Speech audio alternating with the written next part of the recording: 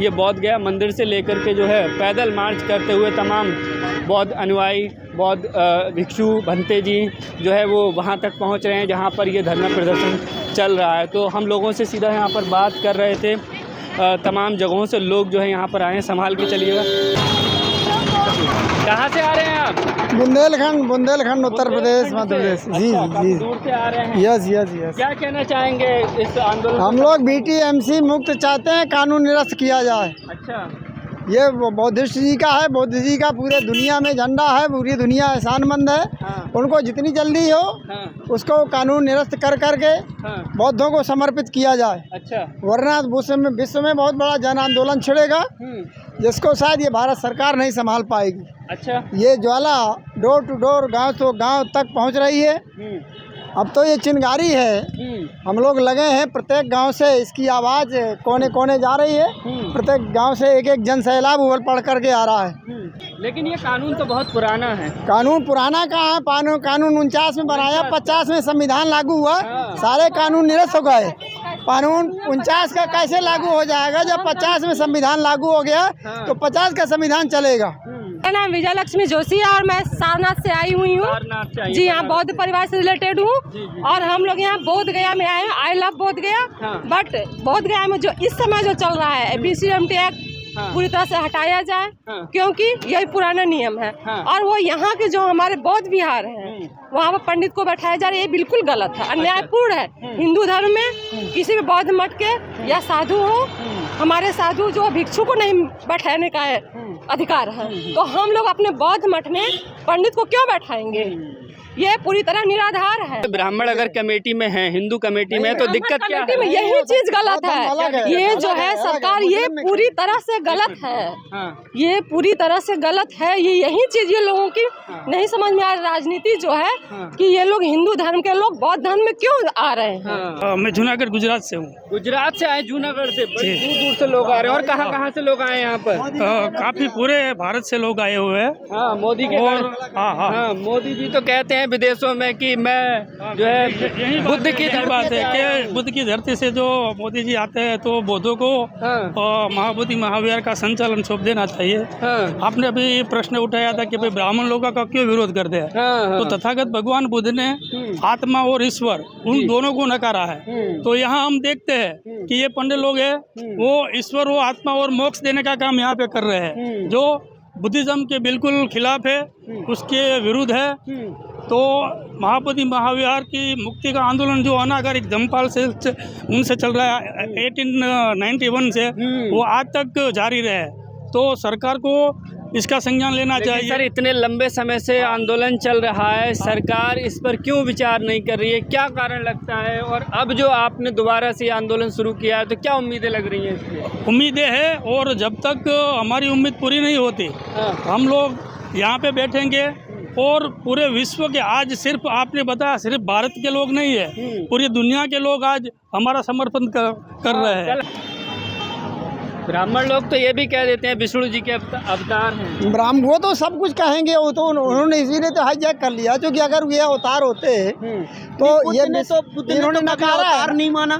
बुद्ध ने कभी अवतार नहीं माना, ईश्वर भी नहीं माना, आत्मा भी नहीं माना। तो इस थ्योरी को ही खारिज कर दिया। जी बिल्कुल, शुरू में भी। और वो जो 5 पांडवा की बात चल रही है, अभी मैं देख के आ रहा हूँ वहाँ बिहार में, मुझे बहुत खराब लगा, दुख हुआ। बिहार सरकार से मैं चाहूँगा कि इस तरह की जो गुस्ताखी इनके राज्य में हो रहा है, ये बर्दाश्त नहीं किया जाएगा। विश्व स्तर पर इस मैटर को उठाया जा रहा है और विश्व के बौद्ध इससे बहुत नाराज हैं। और भारत की छवि पर जो विश्व गुरु कहलाता है, हमारे देश के महामहिम प्रधानमंत्री या आदि लोग जाते हैं तो विदेशों में जाकर कहते हैं कि हम बुद्ध के देश में आए हैं। ये दिक्कत आ रही है, इनको ये सब झेलना पड़ेगा।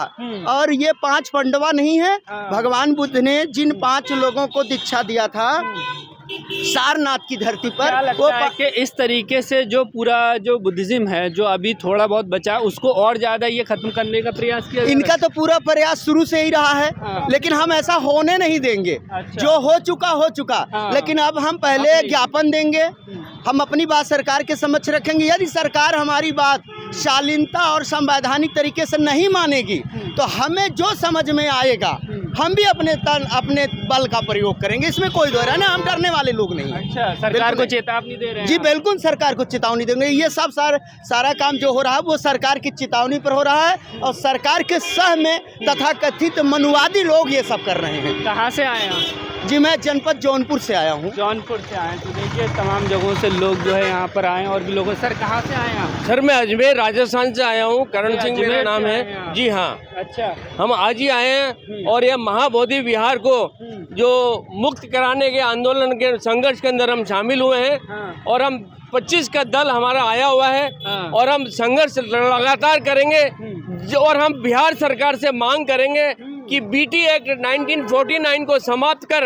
बौद्धों के पक्ष में एक नया कानून बना करके हमारी धरोहर वापस करने का संकल्प लेने आए हैं और यहाँ से हम संकल्प लेकर के ही जाएंगे, हम तब तक नहीं रुकेंगे। और अगर बिहार सरकार को हम अनुशासनिक तौर से हम ज्ञापन और अपना अनुमोदन के रूप में उनको सशक्त करना चाहते हैं कि या तो बिहार सरकार अपना ये कानून को रद्द कर दे, वरना हमारे को उग्र आंदोलन किसी भी प्रकार की प्रक्रिया को लेने के लिए हम स्वतंत्र रहेंगे।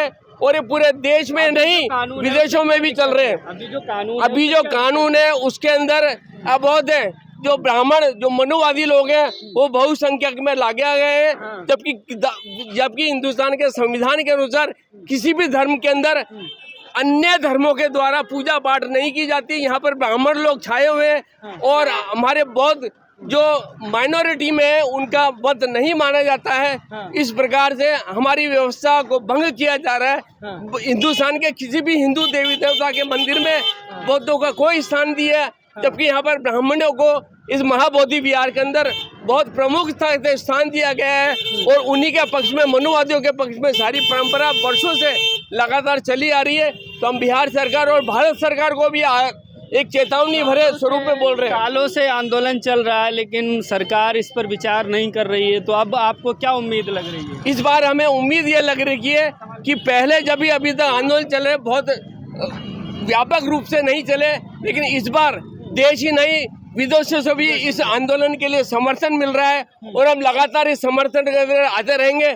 अजमेर राजस्थान से अभी हमारा एक डेलीगेशन आया है, एक डेलीगेशन हमारा एक सप्ताह पहले आकर के गया है और हर महीने हम लोग या हर सप्ताह होगा तो हर सप्ताह भी हम वहाँ से हमारा डेलीगेशन भेजेंगे और लगातार संघर्ष के अंदर हम संघर्षशील हम उनको प्रगति देंगे, उनको आश्वासन देंगे और बिहार सरकार से लगातार मांग करेंगे। प्रधानमंत्री जी विदेशों में जाते हैं, कहते हैं कि भारत ने दुनिया को युद्ध नहीं दिया है, बुद्ध दिया है, तो बड़ा प्रतिष्ठा का बखान करते हैं विदेशों में, तो उनसे क्या कहेंगे? प्रधानमंत्री जी से मेरा निवेदन है कि भारत के प्रधानमंत्री जब भी विदेश यात्रा पर जाते हैं वो यही बोलते हैं कि मैं बुद्ध की धरती से आया हूँ और बुद्ध युद्ध नहीं चाहते हैं, बुद्ध शांति चाहते हैं। तो जब बाहर विदेशों में जाकर के बुद्ध की बात करते हैं तो हिंदुस्तान में आकर के बुद्ध की बात क्यों भूल जाते हैं? वह संविधान की बात क्यों भूल जाते हैं? जब संविधान में सभी समाज को, सभी धर्मों को एक समान रूप से उनको अधिकार दिया गया है, तो बौद्धों को अधिकार देने में क्या समस्या आ रही है? यहाँ पर हमारी जो एक जियो की जो नीता अंबानी है वो भी विदेश जाती है तो वही बोलती है मैं बुद्ध की धरती से आई हूँ, और आपके जो गौतम अडानी जी वो भी बोलते हैं कि हम भारत की बुद्ध की धरती से आए। तो जब बुद्ध की धरती से आए हैं तो यहाँ पर इनको बुद्ध की धरती को सम्मान देने में क्या दिक्कत आ रही है? एक्चुअली उनके पास कोई विकल्प है नहीं है। ये विश्वगुरु बुद्ध के कारण भारत कहा जाता है, विश्वगुरु भारत। अब जो कह रहे हैं कि मोदी जी के नेतृत्व में विश्वगुरु बनेगा भारत, उसका ऐसा कुछ नहीं। एक भी यूनिवर्सिटी नहीं खोला, तमाम यूनिवर्सिटियां पहले भी जलाई गई, आज भी जलाई जा रहा है। DU की स्थिति आप देख रहे हैं, AMU की स्थिति देख रहे हैं। तो ये जो लोग यूनिवर्सिटी जलाएंगे, शिक्षा ध्वस्त करेंगे, वो कभी विश्वगुरु भारत नहीं बना पाएंगे। इनसे विश्वास करना ये धोखा है, ये बकवास है।